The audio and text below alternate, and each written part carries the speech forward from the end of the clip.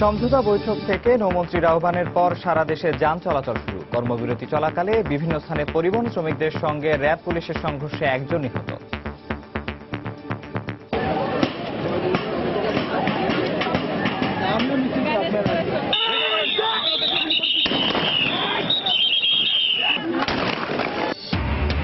রায়ের বিরুদ্ধে হরতাল, অবরোধ, ধর্মঘটের মতো কর্মসূচি আইনসম্মত কিনা জানতে চেয়ে রুল। আহ্বানকারীদের বিরুদ্ধে কেন ব্যবস্থা নেওয়া হবে না জানতে চান আদালত।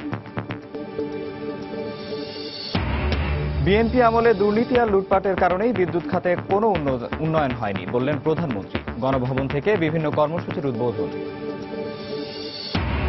পদ্মা সেতুর সুফল পেতে ঢাকা ফরিদপুর মহাসড়কে 4 লেনের কাজ শুরু। রাজধানীর সঙ্গে দ্রুততম সময়ে যোগাযোগের সুবিধা পাবেন দক্ষিণ পশ্চিমাঞ্চলবাসী।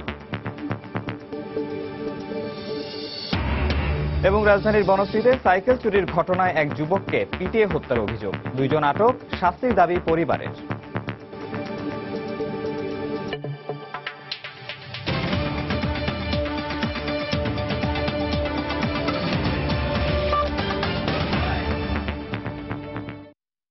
প্রবাসের সময় সঙ্গে আছি আমি নিয়ামতুল্লাহ বাবু। সমঝোতা বৈঠকের পর সংকট কাটিয়ে প্রায় স্বাভাবিক হয়ে এসেছে দেশের পরিবহন ব্যবস্থা। রাজধানী থেকে দেশের বিভিন্ন রুটে ছেড়ে যায় বাস। পাশাপাশি চট্টগ্রাম, রাজশাহী, বরিশাল, খুলনা সহ দেশের বিভিন্ন অঞ্চলে অনেকটাই স্বাভাবিক হয়েছে যান চলাচল। এতে স্বস্তি ফিরে এসেছে জনগণের মাঝে। বুধবার রাজধানীর মতিঝিলে সড়ক পরিবহন ভবনে বাস মালিক ও শ্রমিক নেতাদের সঙ্গে বৈঠক শেষে নৌ পরিবহন মন্ত্রী শাহজাহান খান গাড়ি চলাচল স্বাভাবিক রাখতে পরিবহন মালিকদের প্রতি আহ্বান জানান। মন্ত্রীর বক্তব্যে সাড়া দিয়ে পরিবহন মালিক সমিতির মহাসচিবও গাড়ি চলাচল স্বাভাবিক রাখতে শ্রমিকদের প্রতি আহ্বান জানান। প্রায় 1.5 দিন বন্ধ থাকার পর বুধবার বিকেলে ঘুরল বাসের চাকা। সেই সাথে দীর্ঘ দুর্ভোগ শেষে যেন হাঁপ ছেড়ে বাঁচলেন যাত্রীরা। তিক্ত অভিজ্ঞতার সাথে সাথে গন্তব্যের উদ্দেশ্যে রওনা দেওয়ার স্বস্তি রেখাও ফুটে ওঠে তাদের চোখে মুখে। এই কয়েক ঘন্টায় ভাই একবারে মানুষ কারাবদ্ধ যেভাবে থাকে এইভাবে ছিলাম ভাই।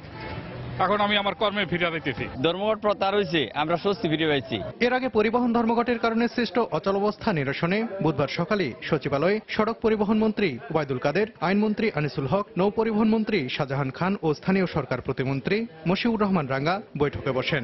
আলাপ আলোচনা শেষে ওবায়দুল কাদের শিগগিরই সংকট নিরসনের আশ্বাস দেন। আর পরিবহন শ্রমিকদের কোনো বক্তব্য থাকলে তা আদালতে পেশ করার আহ্বান জানান আইনমন্ত্রী আনিসুল হক। আইনের যদি কোনো ধারায় তাদের কোনো বক্তব্য থাকে এবং তারা যদি মনে করেন যে এখানে আইনের ধারাটা কঠোর, এই শুধু আইনের কঠোর ধারায় তাদেরকে এইভাবে শাস্তি দিয়েই সড়ক দুর্ঘটনা বন্ধ করা যাবে না, অন্যভাবে আলাপ আলোচনা করে তাদের ব্যবস্থা নিতে হবে। সেই আলাপ আলোচনার জন্য যেন মাননীয় সেতুমন্ত্রী বলেছেন, সেই আলাপ আলোচনার জন্য তো দ্বার খোলা আছে। যেহেতু এই মন্ত্রণালয় রিলেটেড মিনিস্ট্রি, সড়ক পরিবহন ও সেতু মন্ত্রণালয়, এটা আমি দায় এড়াতে পারি না। এরপর মতিঝিলের সড়ক পরিবহন ভবনে পরিবহন মালিক ও শ্রমিকদের ঊর্ধ্বতন নেতাদের সঙ্গে বৈঠকে বসেন শাহজাহান খান ও মশিউর রহমান রাঙ্গা। ঘণ্টাব্যাপী বৈঠক শেষে সংবাদ সম্মেলনের মাধ্যমে যান চলাচল শুরু করতে আন্দোলনকারীদের প্রতি আহ্বান জানানো হয়। এখন থেকে যানবাহন স্বাভাবিক চলাচলের জন্য আমরা মালিক ও শ্রমিক ভাইদের প্রতি উদাত্ত আহ্বান জানাচ্ছি। আমরা আশা করি দেশের সর্বত্র যানবাহন চলাচল স্বাভাবিকভাবে। শ্রমিকেরা কর্মক্ষেত্রে যাওয়ার সাথে সাথে দেশের বাস, ট্রাক, লরি, কমার্টমেন্ট মালিকেরা শ্রমিকদেরকে যেন যার যার গাড়ি দিয়ে দেন এবং এখন থেকে যেন যান চলাচল স্বাভাবিক হয়। ঘোষণার পরপর পরিবহন নেতারা শ্রমিকদের গাড়ি বের করার অনুরোধ জানান। সাথে সাথে রাজধানীর গাবতলী, মহাখালী ও সায়েদাবাদ বাস টার্মিনাল থেকে দেশের বিভিন্ন রুটে বাস ছেড়ে যেতে শুরু করে। ঢাকার পাশাপাশি চট্টগ্রাম, রাজশাহী, খুলনা, বরিশাল, সিলেট, রংপুর সহ দেশের বিভিন্ন অঞ্চল থেকে বাস ছেড়ে যেতে শুরু করে বিভিন্ন গন্তব্যের উদ্দেশ্যে। বাস যেহেতু ছাড়ছে, এখন ঢাকা যাইতে আমার মনে করেন যে আর কোনো বেগ পাইতে হবে না। অকারণে যোগাযোগ ব্যবস্থা বিচ্ছিন্ন করে দিয়ে যেন কেউ জনগণকে অযাচিত দুর্ভোগে ফেলতে না পারে সে ব্যাপারে সরকারের শক্ত ভূমিকা প্রত্যাশা করেন যাত্রীরা। সালাউদ্দিন সুমন, সময় সংবাদ, ঢাকা। এর আগে পরিবহন শ্রমিকদের ডাকা অনির্দিষ্টকালের ধর্মঘটের দ্বিতীয় দিনে বুধবার সকালে র্যাব পুলিশের সঙ্গে শ্রমিকদের সংঘর্ষ হয়। দফায় দফায় ইটপাটকেল নিক্ষেপ ও ধাওয়া পাল্টা ধাওয়ায় রণক্ষেত্রে পরিণত হয় রাজধানীর গাবতলী এলাকা। সংঘর্ষের সময় গুলিবিদ্ধ হন বৈশাখী পরিবহনের এক চালক। পরে ঢাকা মেডিকেলে চিকিৎসাধীন অবস্থায় মারা যান তিনি। ঘটনাস্থল থেকে 8 জনকে আটক করে পুলিশ। ঢাকা ময়মনসিংহ এবং ঢাকা চট্টগ্রাম মহাসড়ক অবরোধ করে বিক্ষোভ করে শ্রমিকরা। এদিকে দূরপাল্লার যানবাহন ধর্মঘট চললেও দেশের বিভিন্ন স্থানে ছোট যানবাহন চলাচলেও বাধা দেয় তারা। এতে ক্ষোভ জানান সাধারণ মানুষ। চট্টগ্রাম, নারায়ণগঞ্জ ও গাজীপুর থেকে পাঠানো তথ্য ছবি নিয়ে বিস্তারিত সেলিয়া সুলতানার রিপোর্টে। ধর্মঘটের সমর্থনে গাবতলীতে বুধবার ভোর থেকেই অবস্থান নেয় পরিবহন শ্রমিকরা। এ সময় তারা বিভিন্ন স্থান থেকে রাজধানীর দিকে ছেড়ে আসা গাড়িগুলোকে চলাচলে বাধা দিলে শুরু হয় উত্তেজনা। এক পর্যায়ে র্যাব পুলিশের উপর ইটপাটকেল ছুড়ে তারা। পরে পরিস্থিতি নিয়ন্ত্রণে আনতে টিয়ারশেল ও রাবার বুলেট ছোড়ে র্যাব ও পুলিশ। এই সময় শ্রমিকরা কিছুটা পিছু হটলেও বিভিন্ন দলে ভাগ হয়ে চলতে থাকে দফায় দফায় সংঘর্ষ।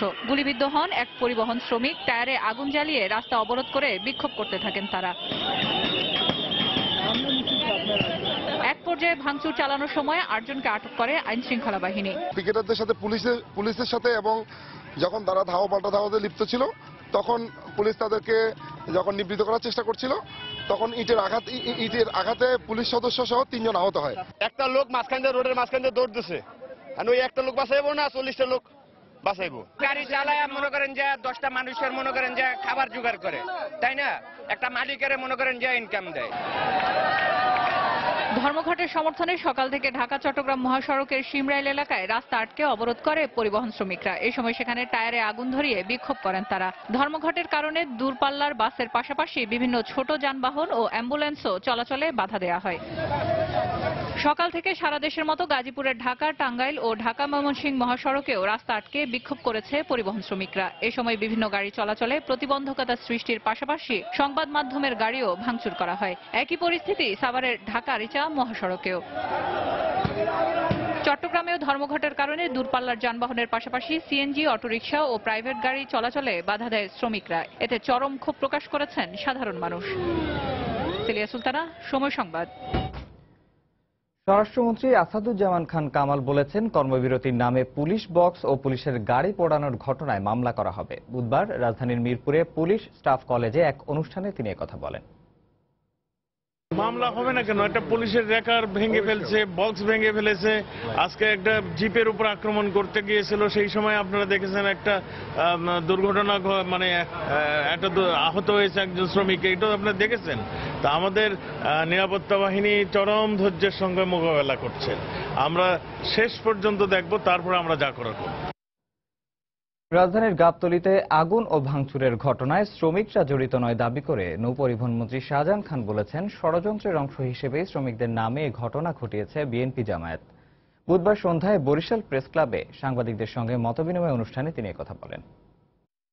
বিএনপি এবং জামাত তারা এখানে নানা ধরনের নাশকতা করার জন্য তারা চেষ্টা করছে। গাড়িতে আগুন দেওয়ার পরিকল্পনা তারা করেছিল। আর ওই ঘটনাটার সঙ্গে আমাদের শ্রমিকরা জড়িত ছিল না। কোথাও কিন্তু শ্রমিকদের নামে কিছু লোক গিয়ে সেখানে এই ঘটনাগুলো করেছে। আমাদের কোনো নেতা, আমাদের কোনো ইউনিয়নের নেতৃবৃন্দ, আমাদের ফেডারেশনের কোনো নেতৃবৃন্দ এই ঘটনার সঙ্গে কেউ জড়িত নয়। সুতরাং এটাকে আমি ওইভাবে দেখছি, এটা একটা ঘটনা যারা পরিকল্পিতভাবে এটাকে অন্য খাতে প্রবাহিত করার চেষ্টা করেছে।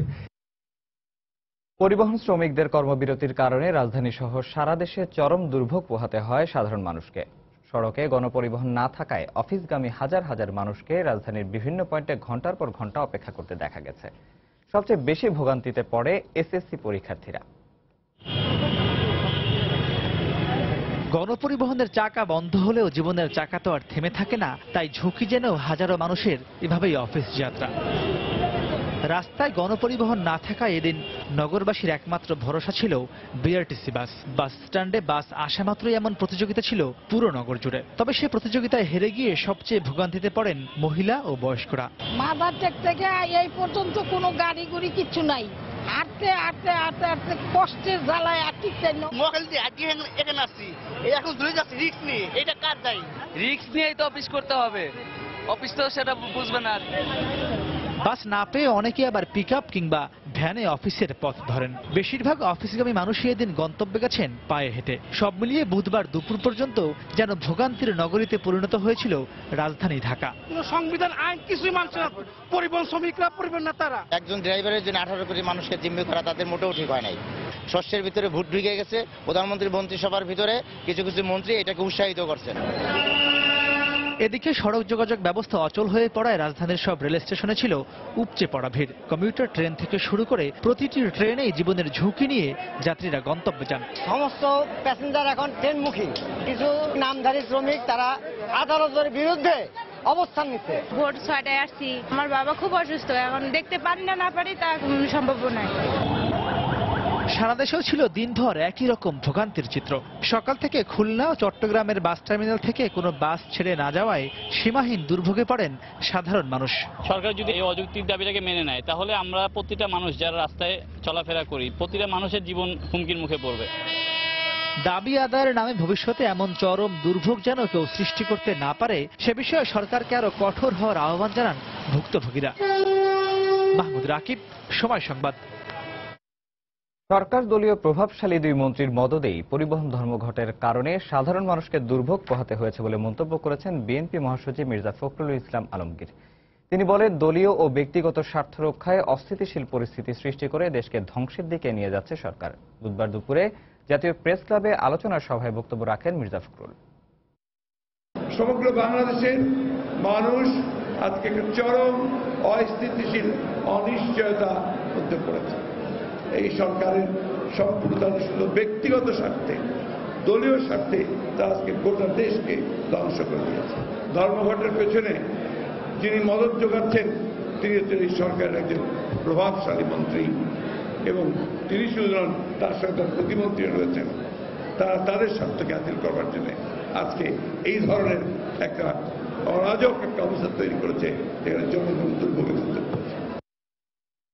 আদালতের রায়ের বিরুদ্ধে দেয়া হরতাল, অবরোধ এবং ধর্মঘট কর্মসূচি কেন অবৈধ ঘোষণা করা হবে না জানতে চেয়ে রুল জারি করেছেন হাইকোর্ট। একই সঙ্গে কর্মসূচি আহ্বানকারীদের বিরুদ্ধে কেন শাস্তিমূলক ব্যবস্থা নেওয়া হবে না তাও জানতে চেয়েছেন আদালত।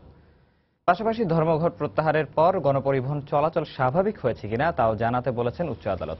আগামী 3 সপ্তাহের মধ্যে স্বরাষ্ট্র সচিব, পুলিশ মহাপরিদর্শক সহ সংশ্লিষ্টদের এর রুলের জবাব দিতে বলা হয়েছে। অঘোষিত ধর্মঘটের বৈধতা চ্যালেঞ্জ করা এক রিট আবেদনের প্রাথমিক শুনানি শেষে বিচারপতি সৈয়দ মোহাম্মদ দস্তগীর হোসেন ও বিচারপতি আতাউর রহমান খানের সমন্বয়ে গঠিত হাইকোর্টের দ্বৈত বেঞ্চ এর রুল জারি করেন।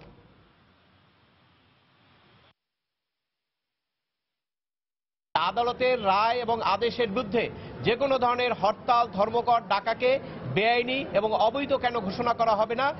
আরেকটি টার্ম হলো, যারা এই হরতাল, ধর্মঘট আদালতের রায় এবং আদেশের বিরুদ্ধে ডাকবেন তাদের বিরুদ্ধে আইনগত ব্যবস্থা গ্রহণ কেন করা হবে না। এই মর্মে 3 সপ্তাহের রুল জারি করে বিবাদীদেরকে জবাব দিতে বলেছেন। প্রবাসের সময় আরো থাকছে। রাজধানীর ফুলবাড়িয়ায় সরকারি কর্মচারী হাসপাতালে চোখের ছানি অপারেশন করাতে গিয়ে একই দিনে চিরতরে দৃষ্টি হারালেন 4 জন। তদন্তের নির্দেশ।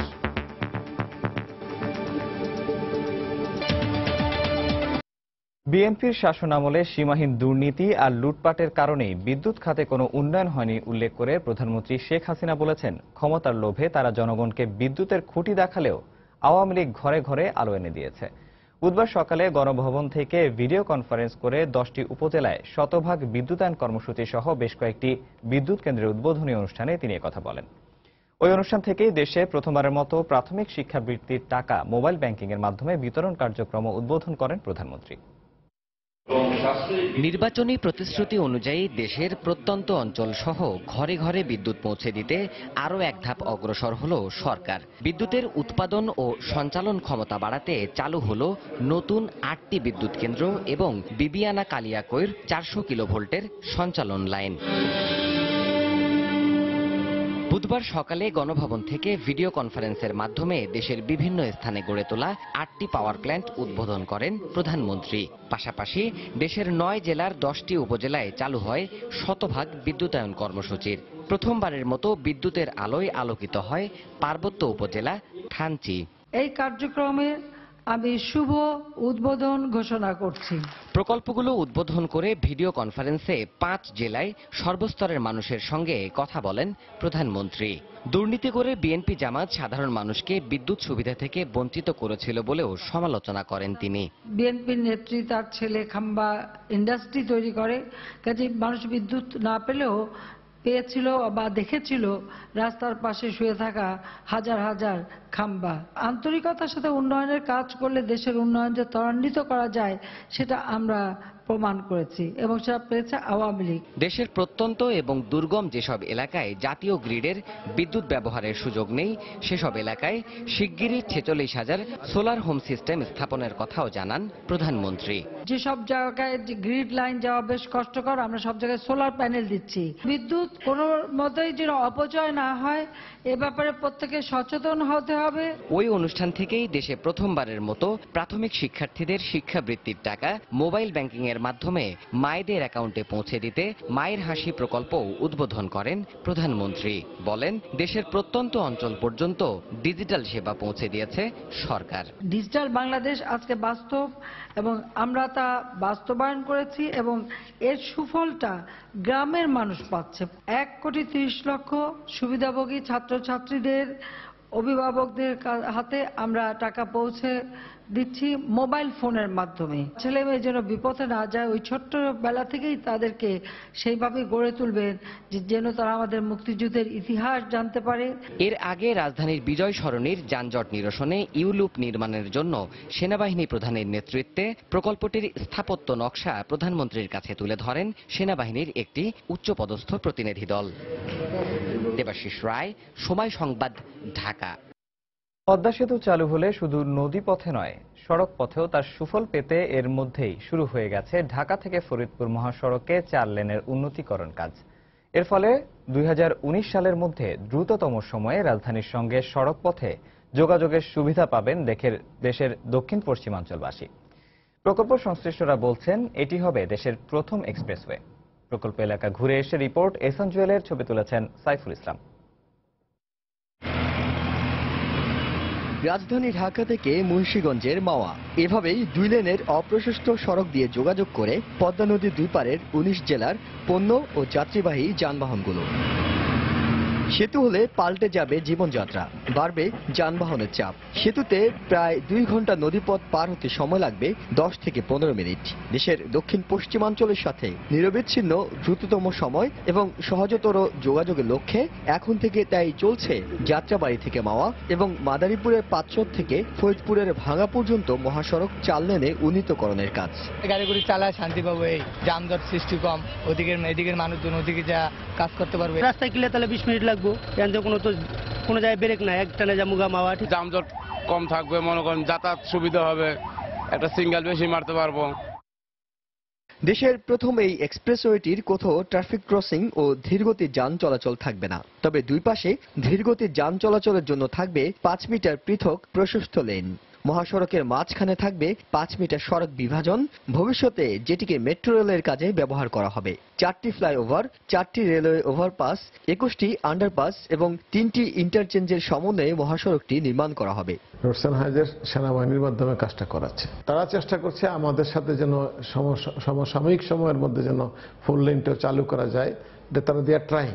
আমাদের কমন পারসেপশন আছে যে এটা 4 লেন, আসলে কিন্তু এটা 4 লেন না, এটা অলমোস্ট 8 লেন। এটা কিন্তু এক্সেস কন্ট্রোলড এক্সপ্রেসওয়ে। কেউ যদি যাত্রাবাড়ি থেকে ভাঙা যেতে চায়, তিনি কিন্তু একটা নির্দিষ্ট সময়ের মধ্যেই ভাঙা গিয়ে পৌঁছতে পারবেন।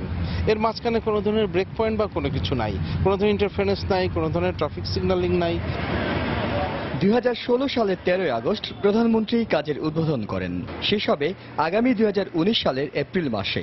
সেনাবাহিনীর স্পেশাল ওয়ার্ক অর্গানাইজেশন পশ্চিমের তত্ত্বাবধানে 55 কিলোমিটার দৈর্ঘ্যের এই সড়কের প্রকল্প ব্যয় ধরা হয়েছে 6,252 কোটি 29 লাখ টাকা।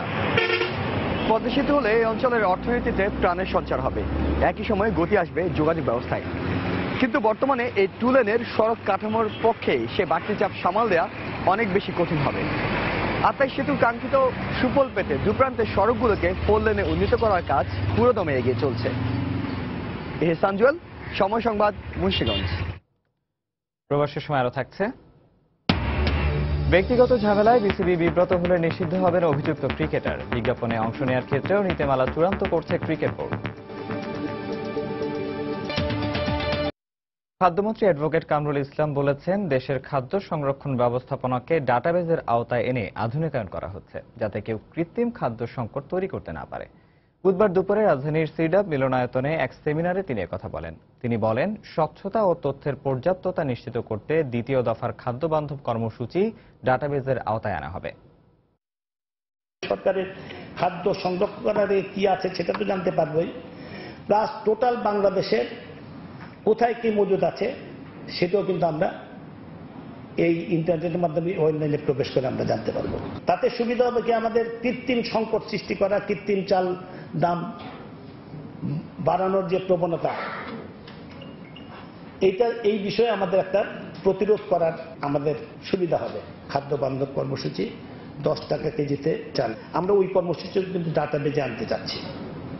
আগামীকাল থেকে দ্বিতীয় পর্যায়ে মার্চ এপ্রিলের কর্মসূচি আগামীকাল থেকে শুরু হবে এবং ইনশাল্লাহ ওই কর্মসূচিটার ডাটাবেজে আমরা নিয়ে এসেছি।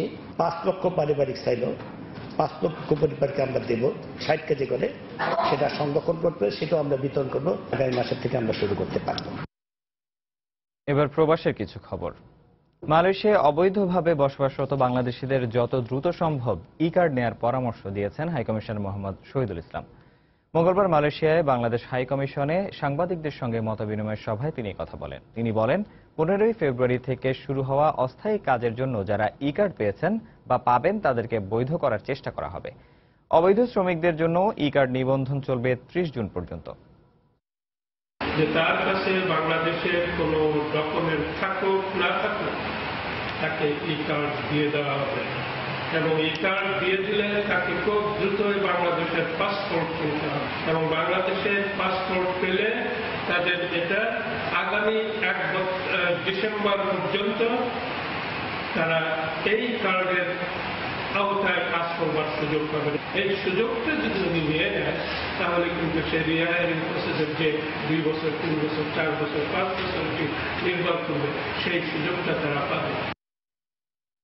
যথাযোগ্য মর্যাদা ও সাংস্কৃতিক অনুষ্ঠানের মধ্য দিয়ে আন্তর্জাতিক মাতৃভাষা দিবস পালন করেছে আওয়ামী লীগ কানাডার কুইবেক শাখা। মন্ট্রিলের সালাতিন ব্যাংকুয়েট হলে এ উপলক্ষে বিশেষ আলোচনা সভার আয়োজন করা হয়। ভাষা আন্দোলনের শহীদদের প্রতি শ্রদ্ধা জানিয়ে আলোচনা সভা ও সাংস্কৃতিক অনুষ্ঠানের শুরুতে 1 মিনিট নীরবতা পালন করা হয়। আওয়ামী লীগের কুইবেক শাখার সভাপতি মুন্সি বশিরের সভাপতিত্ব এবং সাধারণ সম্পাদক সাজ্জাদ হোসেন চৌধুরী সুইটের পরিচালনায় সভায় দলটির বিভিন্ন পর্যায়ের নেতাকর্মীরা যোগ দেন। এতে বক্তারা বাংলা ভাষার অধিকার রক্ষায় আন্দোলন সংগ্রামের বিভিন্ন প্রেক্ষাপট এবং আন্তর্জাতিক অঙ্গনে বাংলা ভাষা ছড়িয়ে পড়ার গুরুত্বপূর্ণ দিক নিয়ে আলোচনা করেন।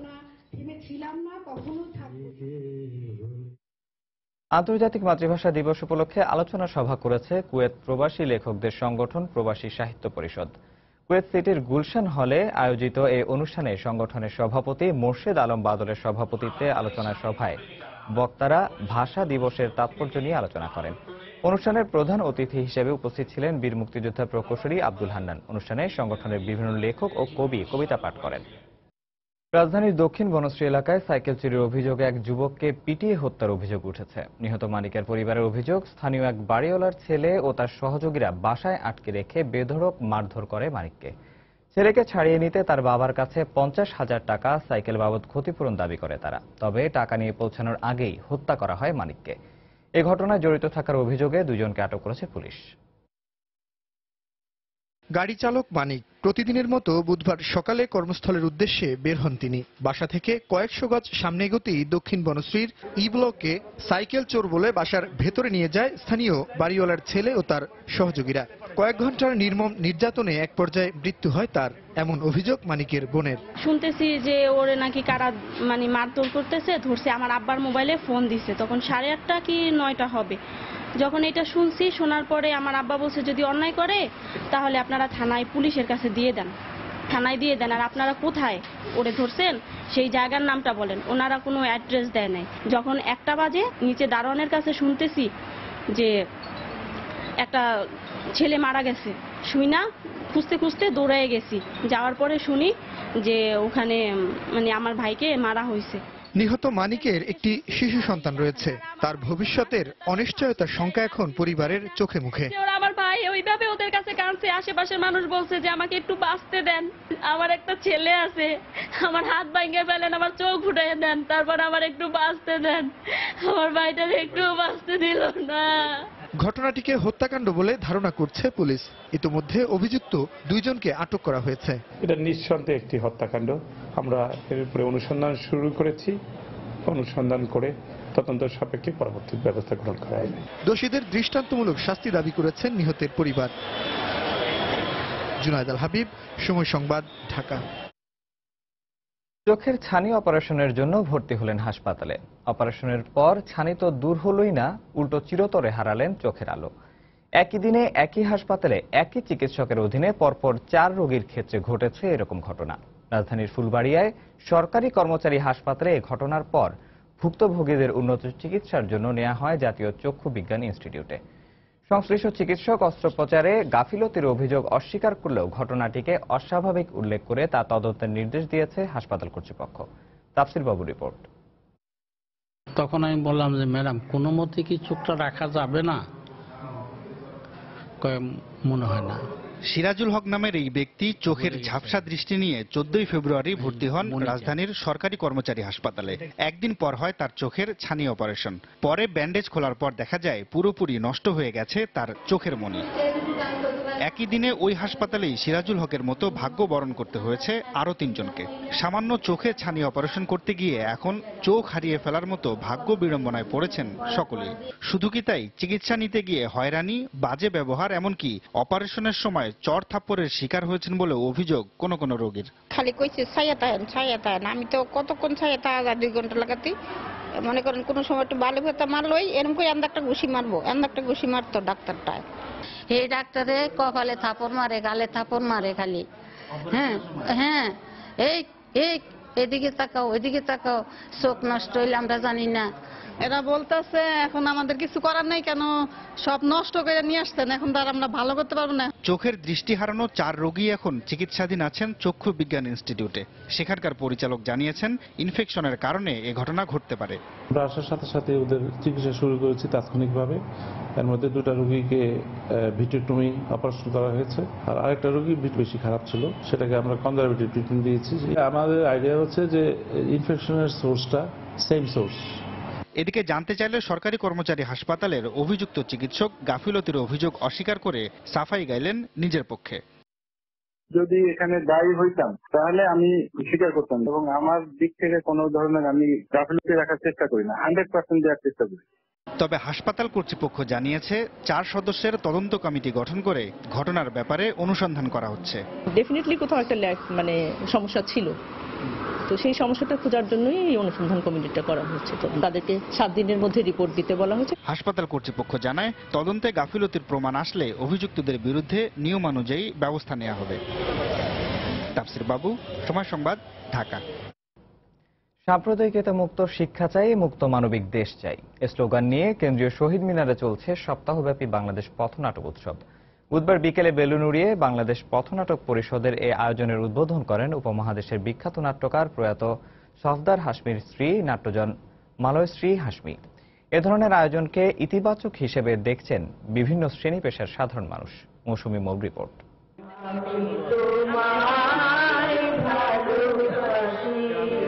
কেন্দ্রীয় শহীদ মিনারের বেদিতে সম্মিলিত জাতীয় সঙ্গীত, কণ্ঠে চেতনায় বিমূর্ত প্রিয় বাংলাদেশ। নাটকে স্থান পাওয়া সমসাময়িক সমস্যা, চলমান ঘটনার প্রবাহের সাথে মিলেমিশে একাকার সাধারণ মানুষের জীবন। আমি এখনো সংস্কৃতিতে বিজয়ী হতে পারিনি বলে অমানবিক আচরণ করি, মনুষ্যত্ব বিনাশী কাজের সাথে নিজেকে যুক্ত করি। যারা নাটক করেন, আর বিশেষ করে পথনাটক কর্মীদের খুবই দরকার কি নিজের কাজটাকে কত ভালো করে ইমপ্রুভ করতে পারেন, থিয়েট্রিক্যালিও মানে নাটকীয়তাও ভাবে আর আইডিওলজিক্যালও। আয়োজকদের কথায় আরো উঠে আসে মহান মুক্তিযুদ্ধের চেতনা, অগ্নিঝরা মার্চ আর স্বাধীন সার্বভৌম বাংলাদেশের কথা। প্রতি বছরই 1 মার্চ থেকে আমাদের উৎসব শুরু হয়। 1 মার্চ এই জন্য খুব গুরুত্বপূর্ণ যে স্বাধীনতার প্রথম দিন, স্বাধীনতার মাসে। পথনাটকের সাথেই জড়িয়ে আছে সাধারণ মানুষের জীবনের যোগ বিয়োগ আর আক্ষেপের গল্প। বিভিন্ন কারণ বা ঘটনা প্রবাহ এখান থেকে আমরা বুঝতে পারতেছি বা জানতে পারতেছি, প্লাস এটা একটা বিনোদনের মাধ্যম বটে। অনেক ভালো লাগে আসতে, দেখতে অনেক ভালো লাগে, ফেস্টিভ্যালের মধ্যে সবাই একসঙ্গে দেখি, এনজয় করি, কি অনেক ভালোই লাগে। এই ধরনের আয়োজন জনসাধারণের মাঝে ছড়াবে মুক্তিযুদ্ধের অসাম্প্রদায়িক চেতনা, বাড়াবে বিশ্বভ্রাতৃত্ববোধ, এমনটাই প্রত্যাশা আয়োজকদের। মৌসুমী মৌ, সময় সংবাদ, ঢাকা। আন্তর্জাতিক প্রসঙ্গ। দেশের নাগরিকদের নিরাপত্তার স্বার্থে যুক্তরাষ্ট্রে অভিবাসীদের অবাধ প্রবেশ নিয়ন্ত্রণ করা হচ্ছে বলে দাবি করেছেন মার্কিন প্রেসিডেন্ট ডোনাল্ড ট্রাম্প। শক্ত অভিবাসন আইন প্রণয়নের মাধ্যমে মার্কিনদের জন্য কর্মসংস্থানের সুযোগ সৃষ্টির কথা বলেন তিনি। প্রেসিডেন্ট নির্বাচিত হওয়ার পর মঙ্গলবার রাতে প্রথমবারের মতো কংগ্রেসের যৌথ অধিবেশনে দেয়া ভাষণে একথা বলেন ট্রাম্প। প্রেসিডেন্ট নির্বাচিত হওয়ার পর গত প্রায় 1.5 মাসে মন্ত্রিসভা গঠন এবং গুরুত্বপূর্ণ উপদেষ্টাদের মনোনয়ন দেয়া ছাড়াও বেশ কিছু গুরুত্বপূর্ণ নির্বাহী আদেশ জারি করেন প্রেসিডেন্ট ট্রাম্প। এসব মনোনয়নের অনেকগুলোই কংগ্রেসে উভয় দলের বিরোধিতার মুখোমুখি হয়। মঙ্গলবার সেই কংগ্রেসেই প্রথমবারের মতো ভাষণ দিলেন তিনি। ভাষণের শুরুতেই মহান রাষ্ট্র হিসেবে যুক্তরাষ্ট্রে নতুন যুগের সূচনা হয়েছে বলে মন্তব্য করেন ট্রাম্প। একই সঙ্গে মার্কিন চেতনাকে পুনরায় জাগ্রত করার কাজ এরই মধ্যে তার সরকার শুরু করে দিয়েছে বলেও উল্লেখ করেন তিনি। দেশ জুড়ে একটি নতুন অধ্যায়ের সূচনা হয়েছে। মার্কিনরা বিশ্বাস করতে শুরু করেছেন যে স্বপ্নগুলো এতদিন আমাদের অধরা ছিল, আজ সেগুলো আমাদের হাতের নাগালে আসতে শুরু করেছে। অভিবাসন ইস্যুকে সামনে এনে ট্রাম্প বলেন, যুক্তরাষ্ট্রকে কোনোভাবেই সন্ত্রাসীদের অভয়ারণ্যে পরিণত হতে দেয়া যাবে না। 9/11-এর পর থেকে এদেশে একাধিক সন্ত্রাসী হামলার ঘটনা আমরা প্রত্যক্ষ করেছি। আমরা দেখেছি কিভাবে ফ্রান্স, জার্মানি, বেলজিয়াম সহ বিশ্বের বিভিন্ন প্রান্তে একের পর এক সন্ত্রাসী হামলা চালানো হয়েছে। আর এ কারণেই আমরা মার্কিনদের নিরাপত্তার স্বার্থে এদেশে অভিবাসীদের অবাধ প্রবেশের অনুমতি দিতে পারি না। দেশের জনগণের নিরাপত্তা নিশ্চিত করা এবং মার্কিনদের জন্য ব্যাপক কর্মসংস্থান সৃষ্টি তার সরকারের প্রধান লক্ষ্য বলেও ভাষণে উল্লেখ করেন ট্রাম্প। ওবামা প্রশাসনের স্বাস্থ্যনীতি ওবামা কেয়ার প্রসঙ্গে বলেন, প্রতিটি নাগরিকেরই তার পছন্দ অনুযায়ী স্বাস্থ্য বীমা ক্রয়ের অধিকার রয়েছে। এছাড়াও গত প্রায় 1 দশকে দেশের অবকাঠামো প্রায় ভেঙে পড়েছে দাবি করে এর সংস্কার ও পুনর্নির্মাণে 1 ট্রিলিয়ন বা 1 লক্ষ কোটি মার্কিন ডলার অর্থ বরাদ্দে কংগ্রেসের প্রতি আহ্বান জানান তিনি। পররাষ্ট্রনীতি প্রসঙ্গে ট্রাম্প বলেন, মধ্যপ্রাচ্য সহ বিশ্বজুড়ে নিরাপত্তা রক্ষায় ন্যাটো, ইইউ সহ অন্যান্য সামরিক জোটকে যৌক্তিক ব্যয় বহন করতে হবে।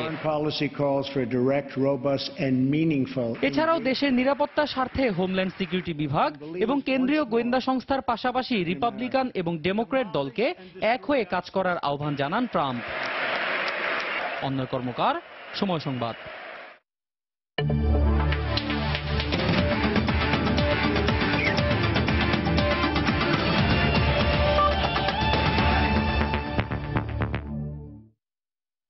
খেলার খবর। কোন ক্রিকেটারের ব্যক্তিগত ঝামেলার কারণে বিসিবি বিব্রতকর অবস্থায় পড়লে সেই ক্রিকেটারকে নিষিদ্ধ করা হবে। সময় সংবাদকে একথা জানিয়েছেন বিসিবি মিডিয়া কমিটির চেয়ারম্যান জালাল ইউনুস। বাংলাদেশ ক্রিকেট দলের শ্রীলঙ্কা সফরের আগে এ ব্যাপারে বোর্ড পরিচালকরা খেলোয়াড়দের সঙ্গে বৈঠক করে সতর্কবার্তা দেন। এছাড়াও বিজ্ঞাপনে অংশ নেওয়ার ক্ষেত্রে ক্রিকেটারদের নির্দিষ্ট নীতিমালাও চূড়ান্ত করা হবে বলে জানান জালাল ইউনুস। বিস্তারিত হুমায়ুন কবির রোজা রিপোর্টে। ক্রীড়াজগতে বাংলাদেশের মানুষের আবেগ ও ভালোবাসার সর্বোচ্চ জায়গা জুড়ে ক্রিকেট। এই ক্রিকেটাররাই স্বপ্ন দেখান, তারাই লক্ষ কোটি মানুষের স্বপ্ন সারথি। কিন্তু আলোর নিচে যেন আঁধার। 2015 বিশ্বকাপের আগে পেসার রুবেল হোসেনের নারী কেলেঙ্কারির ঘটনা দেশের সীমানা ছাড়িয়ে সমালোচিত হয়। নারী ঘটিত ব্যাপারে সবচেয়ে বেশি সমালোচিত হন ক্রিকেটাররা। গেল বিপিএলে সাব্বির আলামিনের বিতর্কের রেশের পরপরই স্পিনার আরাফাত সানির কেলেঙ্কারির ঘটনা ফাঁস হয়। এর মাঝে আরেক পেসার সাদাত রাজীব গৃহকর্মী নির্যাতনের ঘটনায় কারাগারে যান পর্যন্ত। ব্যাপারগুলোতে বেশ বিব্রত ক্রিকেট বোর্ড, তাই হুঁশিয়ারি ক্রিকেটারদের দিকে। আমরা চাই না তাদের এমন কিছু স্ক্যান্ডাল হোক তাদের নিয়ে, যে তাদের থানা পুলিশ করতে হয় এবং সেই এফেক্টটা গিয়ে যদি আমাদের ক্রিকেট টিমে পড়ে, এই ধরনের আমরা বরদাস্ত করতে পারবো না। এবং এটা আমরা জিরো টলারেন্স শো করি। কিছুদিন আগে সমস্ত ন্যাশনাল ক্রিকেটারদের নিয়ে বসা হয়েছিল, আমাদের বোর্ড ডাইরেক্টরও ছিল তাদের সাথে, এবং তাদের কিন্তু সাবধান করে দেওয়া হচ্ছে তারা যাতে সতর্ক থাকে, তাদের সামাজিকভাবে চলাফেরার যে তারা করে থাকে বাইরে, সেদিকে যাতে তারা খেয়াল রাখে, এমনভাবে তারা যাতে কোনো কিছু ঘটনা না ঘটে যাতে তাদের ক্যারিয়ারে এফেক্ট হয়, ক্যারিয়ার ছাড়াও ক্রিকেট বোর্ড বা ক্রিকেট দলের প্রতি এফেক্ট হয়। জাতীয় দলের ক্রিকেটাররা দেশের অনেক তরুণ ও উঠতি ক্রিকেটারের আদর্শ, তাই ব্যক্তিগত জীবনে ক্রিকেটারদের সচেতন থাকার পরামর্শ এই বোর্ড পরিচালকের। তাদের দিকে তাকিয়ে আছে সারা বাংলাদেশের লোকরা, তারা আমাদের এখন ক্রিকেটাররা তাদের কাছে একজন আইডল, ইয়াংস্টাররা তাদের ফলো করে। আমরা চাই না তাদের এমন কিছু স্ক্যান্ডাল হোক তাদের নিয়ে। ব্যাপারটা প্রাইভেট, এরপর আর কেউ বাঁচাইতে পারবো না, ডাইরেক্ট বাইঙ্গে দেবো। এছাড়াও সম্প্রতি সময়ে বেশ কিছু বিজ্ঞাপনে অংশ নেওয়া ক্রিকেটারদের ভাষা ব্যবহারেও বেশ সমালোচিত হয়ে আসছে, তাই বোর্ড এ ব্যাপারে নিচ্ছে উদ্যোগ। অ্যাডের ব্যাপারে একটা পলিসি তৈরি হচ্ছে, যে কি ধরনের অ্যাড তারা করতে পারে। হ্যাঁ, এটা মার্জনীয় হতে হবে। অ্যাডটা করার সময় দেখতে হবে আমি এটাতে কোনো সোশ্যালি এফেক্ট হচ্ছে কিনা। জানা গেছে খুব শীঘ্রই ক্রিকেটারদের বিজ্ঞাপনের নীতিমালা চূড়ান্ত করবে ক্রিকেট বোর্ড। হুমায়ুন কবির রোজ, সময় সংবাদ, ঢাকা। এই পর্যায়ে শীর্ষ সংবাদগুলো জানিয়ে দিচ্ছি আরেকবার। সমঝোতা বৈঠক থেকে নৌমন্ত্রীর আহ্বানের পর সারা দেশে যান চলাচল শুরু। কর্মবিরতি চলাকালে বিভিন্ন স্থানে পরিবহন শ্রমিকদের সঙ্গে র্যাব পুলিশের সংঘর্ষে একজন নিহত।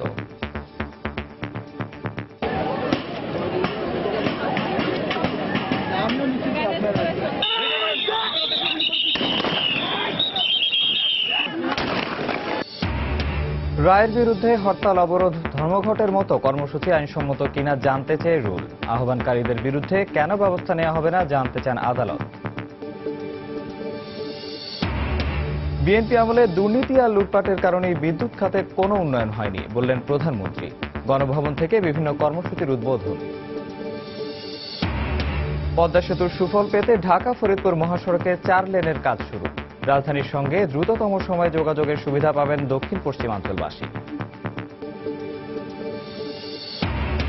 এবং রাজধানীর বনশ্রীতে সাইকেল চুরির ঘটনায় এক যুবককে পিটিয়ে হত্যার অভিযোগ। 2 জন আটক, শাস্তির দাবি পরিবারের। দর্শক, এই ছিল প্রবাসের সময়। যে কোনো খবর পেতে ভিজিট করুন showmenews.tv। যে কোনো বাংলা লিংক ও রবি নম্বর থেকে সময় সংবাদের খবর, অনুষ্ঠান সূচি জানতে এবং যে কোনো তথ্য সময় সংবাদকে জানাতে ডায়াল করুন 16242 নম্বরে। এছাড়া এই মাত্র পাওয়া খবর আপনার মোবাইলে পেতে SMS করুন *BN লিখে পাঠিয়ে দিন 16242 নম্বরে। সঙ্গে থাকুন সবাই।